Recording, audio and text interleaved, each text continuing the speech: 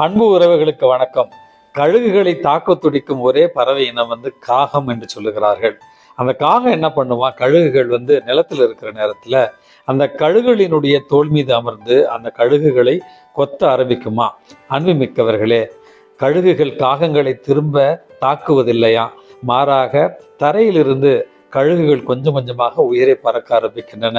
உங்க எல்லாத்துக்குமே தெரியும், காகங்கள் மலை உச்சிக்கு மேல பறப்பது கிடையாது, கழுகுகள் மலை உச்சிக்கு மேலத்தான் பறப்பன.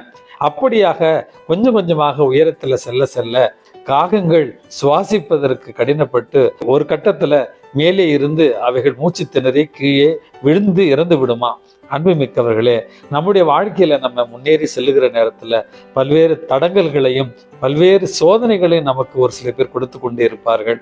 அவர்களை திரும்பி தாக்குவதற்கும் பழி வாங்குவதற்கும் நேரத்தை வீணடிக்காமல் நம்முடைய வாழ்க்கையில முன்னேறி செல்வதில் மட்டுமே கவனம் கொண்டிருந்தால் நாம் உயரே செல்ல செல்ல நம்மை தடுத்தவர்கள், நம்மை பழிதீர்க்க காத்து கொண்டிருந்தவர்கள் தானாகவே பலமிழந்து நம்மை விட்டு விலகி விடுவார்கள்.